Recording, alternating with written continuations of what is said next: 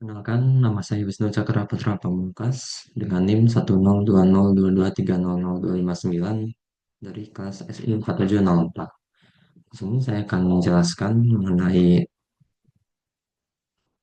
supervised learning yang saya kerjakan. Di sini pertama kita mengimport library Pandas.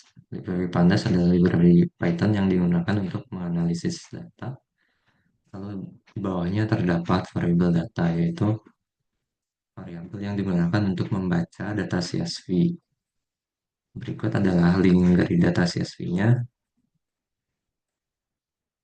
dan ini adalah dataset yang akan kita gunakan untuk menganalisis data.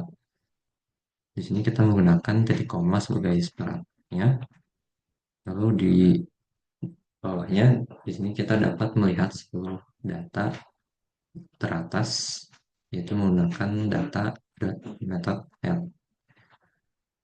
Di sini terdapat nilai-nilai dari tabelnya, lalu kita bisa melihat informasi mengenai data frame. Di dalamnya ada nama-nama kolom, lalu data yang terisi, dan tipe data yang digunakannya. Kemudian di bawahnya kita bisa melihat gambaran data. Di sini kita bisa melihat jumlahnya, lalu kita bisa melihat mean-nya, lalu ada standar deviasi, dan nilai terkecil, kuantil, dan kita juga bisa melihat kuantilnya dan nilai maksimum dari dataset yang kita miliki. Lalu kita melakukan pemeriksaan apakah di dalam dataset yang kita miliki terdapat nilai yang nol. Di sini dataset sudah terisi semua sehingga tidak ada nilai nol di dalamnya. Lalu kita juga memeriksa apakah di dalam data tersebut ada data yang terduplikat, dan setelah kita lakukan pengecekan ternyata tidak ada data yang terduplikasi.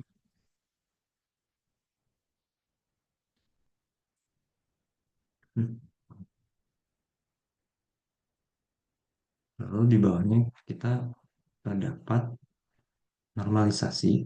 Jadi untuk membuat tentang angka yang lebih kecil, misalkan dari -1 sampai 1, hal ini bertujuan untuk kolom-kolom yang memiliki nilai yang sangat berbeda secara signifikan. Di sini kita menggunakan scalar dan menggunakan standar scalar untuk melakukan normalisasi data.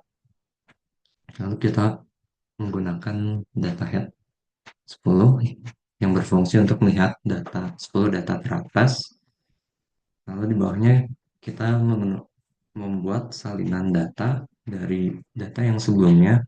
Tujuannya adalah untuk membackup data jika misal ada perubahan data yang tidak diharapkan. Di sini kita melakukan one hot encoding dengan menggunakan metode getDummies dari data yang sebelumnya. Di sini kita menggunakan kolom marital untuk melakukan one hot encoding ya. Setelah one hot encoding dilakukan, maka di sini akan terdapat 3 kolom baru, yang mana nilai akan menjadi true jika dia memang benar. Di sini terdapat 3 kolom baru hmm, untuk merubah data kategorikal menjadi data numerik atau menjadi data yang biner sehingga nilainya menjadi false atau true. Lalu di bawahnya kita membuat duplikasi yang baru dari data yang sebelumnya. Di sini kita melakukan label encoding. Label encoding adalah contohnya seperti di bawah. Jadi tiap ada data yang unik, maka dia akan dilabeli dengan angka yang unik juga. Dalam kode di sini kita melakukan label encoding pada kolom job education default, housing, loan, contact, month, outcome, dan Y. Di bawah adalah hasilnya setelah kita melakukan label encoding. Di sini ada banyak perubahan dari yang sebelumnya data berupa kategorikal menjadi numerik. Lalu di sini kita melakukan uh, split data yang bertujuan untuk melakukan pemisahan antara data yang digunakan untuk melatih model dengan data yang digunakan untuk menguji. Di sini kita pisahkan dulu untuk X-nya. X itu adalah fitur. Di sini kita pisahkan kolom Y karena Y itu adalah targetnya dan kita akan menggunakan sisanya selain target untuk fitur yang akan kita gunakan. Dan di sini Y-nya kita menggunakan kolom bernama Y.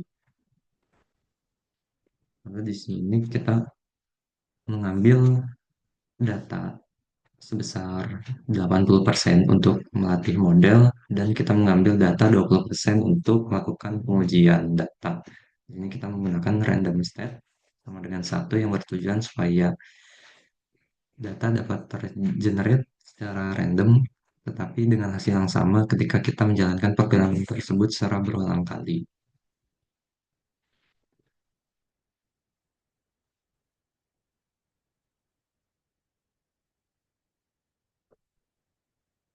Nah, itu kita melihat 20 baris data teratas menggunakan data.head. Sini bisa kita lihat data-datanya. Lalu dari data yang sudah kita split tadi, kita buat model untuk datanya tersebut. Di sini kita menggunakan decision tree classifier, yang mana ini merupakan tergolong data yang klasifikasi dan bukan yang regresi. Di sini pertama kita membuat modelnya terlebih dahulu, yaitu menggunakan decision tree dengan random state-nya 1. Lalu kita terapkan data untuk training, fitur untuk training, dan target yang kita gunakan untuk training ke dalam model yang sudah kita buat sebelumnya atau model yang sebelumnya sudah kita inisiasi. Dan di sini model sudah berhasil dan lalu di bawahnya kita ada evaluasi dari model yang telah kita buat, yaitu kita membuat prediksi dari Y-nya,